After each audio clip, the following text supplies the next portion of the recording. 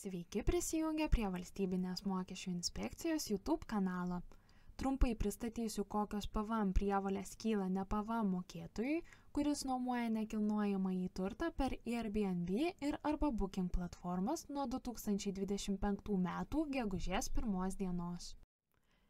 Lietuvos apmokestinamasis asmuo vykdantis nekilnojamo turto nuomos veiklą, nepriklausomai nuo to, ar nuoma PVM apmokestinama ar ne, įsigijęs tarpininkavimo paslaugas iš Airbnb ir arba Booking platformų nuo 2025 metų gegužės 1 dienos privalo dėl įsigytų tarpininkavimo paslaugų registruotis PVM mokėtojų Lietuvoje bei nuo tarpininkavimo paslaugų apmokestinamosios vertės apskaičiuoti, deklaruoti ir sumokėti PVM į valstybės biudžetą.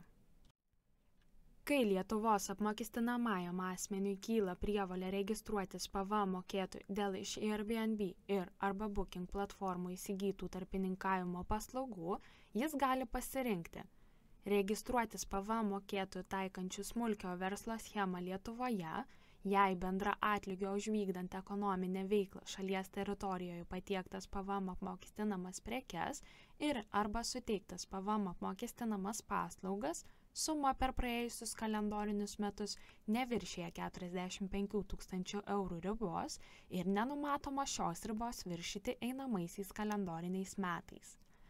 Asmenys pasirinkę taikyti smulkio verslo schemą Lietuvoje nuo savo teikiamų nekilnojamo turto nuomos paslaugų neskaičiuoja PVM ir jo nemoka į valstybės biudžetą iki to laiko, kol neviršijama 45 000 eurų riba. Panagrinėkime, kaip smulkio verslo schema Lietuvoje taikoma praktikoje. Pavyzdys. Gyventojas nuomoja būstą per Airbnb ir arba Booking platformas. Platformos su savo teikiamas tarpininkavimo paslaugas imdamos komisinį mokestį, jo neapmokestina PVM, taikydamos atvirkštinio apmokestinimo mechanizmą, pagal kurį PVM apskaičiavimo prievolė tenka šių paslaugų pirkėjui.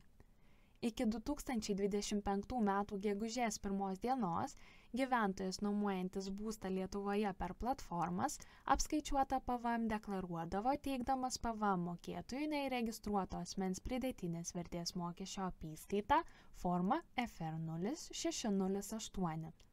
Nuo 2025 metų gegužės 1 dienos gyventojas nuomojantis būstą per platformas Lietuvoje privalo registruotis PVM mokėtoju, jis gali pasirinkti taikyti smulkio verslo schemą Lietuvoje, pagal kurią PVM nuo būsto nuomos paslaugų neskaičiuojamas, tačiau gyventojai išlieka prievolė apskaičiuoti, deklaruoti ir sumokėti PVM nuo įsigytų platformų paslaugų. Tokiu atveju apskaičiuotas PVM deklaruojamas PVM deklaracijoje forma PVM 101, bet tik tuo atveju, kai gyventojas registruojas PVM mokėtoju ir pasirenka taikyti smulkio verslo schemą Lietuvoje. PVM mokėtojui pasirinkusiam taikyti smulkio verslo schemą Lietuvoje taikomos šios prievolės. Pateikti PVM deklaraciją forma PVM 101 iki kito mėnesio 25 dienos už tą mėnesį, kai įsigijo tarpininkavimo paslaugų iš Airbnb ir arba Booking platformų. Jei šių paslaugų per kalendorinį mėnesį neįsigyjama, tai PVM deklaracijos forma PVM 101 teikti nereikia. Suteiktas nekilnojamo turto nuomos paslaugas įforminti supaprastintą PVM sąskaitą faktūrą, kurioje nurodomas suteiktas PVM mokėtojo taikančio smulkio verslo schemą Lietuvoje kodas. Išrašomoje supaprastintoje PVM sąskaitoje faktūroje PVM tarifas ir suma nenurodomi, kadangi toks asmuo savo teikiamų nekilnojamo turto nuomos paslaugų neapmokestina PVM, tol kol per praėjusius kalendorinius metus neviršija 45 000 eurų ribos ir nenumato šios ribos viršyti einamaisiais kalendoriniais metais, kai jo teikiama nuoma pagal PVM įstatymo nuostatas yra apmokestinama PVM. Supaprastintos PVM sąskaitos faktūros duomenys gaunamų ir išrašomų PVM sąskaitų faktūrų registruose į SAF neteikiami. Lietuvos apmokestinamasis asmuo pageidaujantis įsiregistruoti PVM mokėtojų taikančių smulkiojo verslo schemą Lietuvoje turi mokesčių administratoriui pateikti tinkamai užpildytą prašymą, kuris pildomas ir pateikiamas elektroniniu būdu per Mano VMI horizontalaus meniu juostoje pasirinkus paslaugos, PVM mokestis ir registravimas, PVM mokėtojo arba ir SVS Lietuvoje dalyvio įregistravimas, pildyti prašymą. PVM deklaracija forma PVM 101 teikiama elektroniniu būdu prisijungus prie Valstybinės mokesčių inspekcijos elektroninio deklaravimo sistemos ir pasirinkus meniu punktus Deklaravimas, Pildyti formą, langelyje formos kodas įrašyti PVM 101 ir paspausti mygtuką Filtruoti. Deklaracijai PVM 101 pildyti pasirenkamas mėlynas gaublys. Atsidarius deklaraciją reikia įvesti bendruosius duomenis, nurodyti PVM mokėtojo kodą, pasirinkti mokestinį laikotarpį, kuriame buvo įsigytos paslaugos, kaip ir minėta PVM 101 deklaracija teikiama už mėnesį, kurį buvo įsigytos tarpininkavimo paslaugos iš Airbnb ir arba Booking platformų.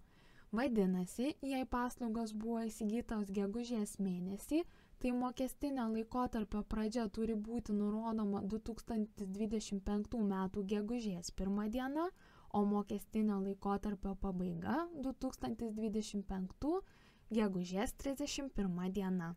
Suvedus šios duomenis, spustelti kitas lapas. Šiame lape reikia suvesti PVM duomenis. Pirmiausiai pasirinkite deklaruojamų duomenų rūšį. Pažymėtina, kad deklaruojamų duomenų rūšies kodas pasirenkamas priklausomai nuo to, kur įsikūrusi platforma, kurios paslaugomis naudojatės. Jei platforma įsikūrusi ES teritorijoje, pasirenkamas 140 duomenų rūšies kodas, o jei platforma įsikūrusi už ES teritorijos ribų, tada pasirenkamas 141 duomenų rūšies kodas. Toliau turite pasirinkti 21% PVM tarifą. Toliau turite įrašyti įsigytų paslaugų apmokestinamąją vertę. PVM sumos laukelis susipildo automatiškai. Svarbu, pasirinkus netinkamą deklaruojamą duomenų rūšį, ją galima panaikinti paspaudus šiukšliadėžės ikonėlę ir pasirinkti teisingą duomenų rūšį. Tuomet pasirinkti Tikrinti bei Pateikti. Atlikus visus veiksmus, PVM 101 deklaracija bus pateikta, o duomenys pateikti apdoroti. Turėtumėte matyti tokį patvirtinimo vaizdą. Lango apačioje bus rodoma mokėtina PVM suma. Asmenims, kurie yra registruoti PVM mokėtojais, taikančiai smulkiojo verslo schemą Lietuvoje, PVM prievolės gali atsirasti ne tik dėl iš Airbnb ir arba Booking platformų įsigyjamų paslaugų, bet ir dėl vykdomos nekilnojamojo turto nuomos veiklos, jeigu ji pagal PVM įstatymo nuostatas yra apmokestinama PVM ir iš jos gautas ar gautinas atlygis per praėjusius kalendorinius metus viršijo 45 000 eurų ribą arba numatoma šią ribą viršyti einamaisiais kalendoriniais metais. Nekilnojamojo turto nuoma priklausomai nuo aplinkybių gali būti PVM apmokestinama arba PVM neapmokestinama. Tai reglamentuoja PVM įstatymo 31 straipsnis. Pagal šio straipsnio nuostatas PVM apmokestinama gyvenamųjų patalpų nuoma, kai nuomos sutartis sudaroma trumpesniam kaip 2 mėnesių laikotarpiui.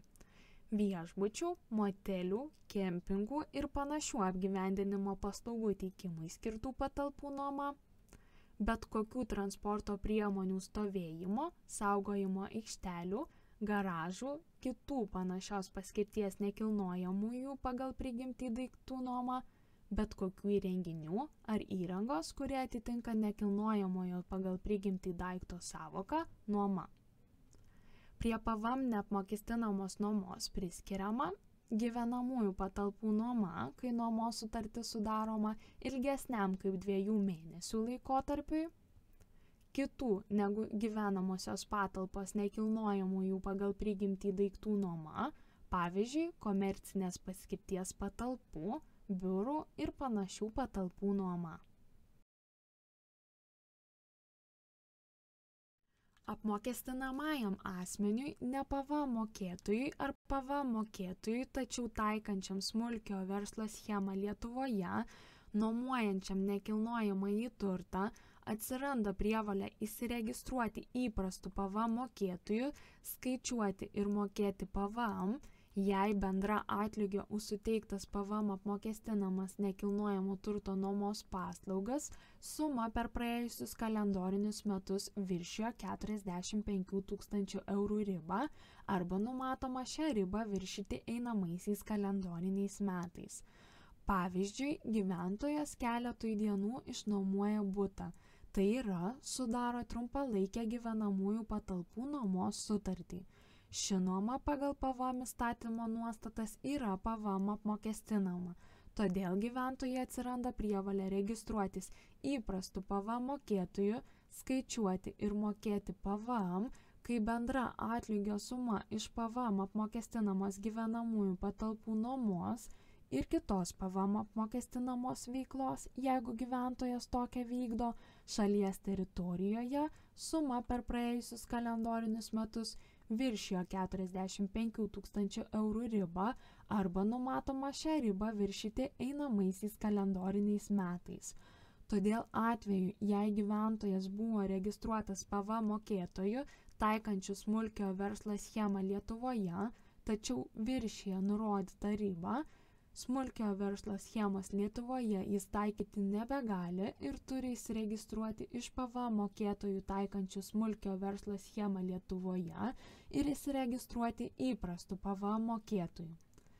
Tuo atveju, kai ne PVM mokėtojo teikiamos nuomos paslaugos yra PVM neapmokestinamos, pavyzdžiui, gyventojas ilgesniam kaip 2 mėnesių laikotarpiui metams išnuomoja gyvenamąjį butą, tai pajamos gautos iš šios nuomos nėra įtraukiamos skaičiuojant 45 000 eurų sumą.